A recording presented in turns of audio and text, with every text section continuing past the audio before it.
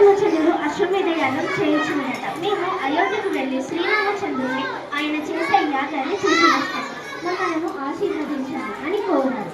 కుశలముల కుతూహలాన్ని వెళ్ళండి, మీ తల్లి నీళ్ళను కూడా తీసుకొని వెళ్ళండి, క్షేమంగా వెళ్ళండి అని చెప్పారు. అని చెప్పి ఆశీర్వదించారు. ఆ సమయంలో మనకు వచ్చిన సీతాదేవి కుశలముల కుతూహలాన్ని చూసి నయనంగా క్షేమంగా వెళ్ళండి అన్నారు.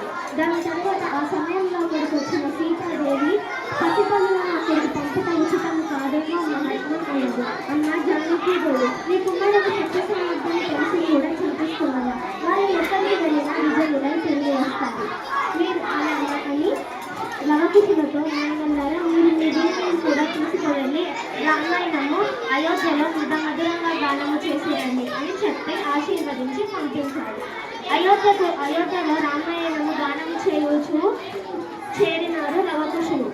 దాని తర్వాత వారు యాగశాల వద్దకు చేరుకున్నారు. యాగశాలకు చేరిన కుశలవులు గానము చేయుచు సుమంతుడి దగ్గరికి వెళ్ళారు. సుమంతుడు వాళ్ళని యాగశాలలో తీసుకుని విషయము తెలిపినాడు. అచటనే ఉన్న కౌశల్య లక్ష్మణుడు ఆ బాలకుల దివ్య తేజస్సు చూసి ఆశ్చర్యచకులై వీరు మునికాలకుల అని సందేహించి ఆశ్చర్యపడేవారు. దానితో శ్రీరాముడు అక్కడికి వచ్చారు.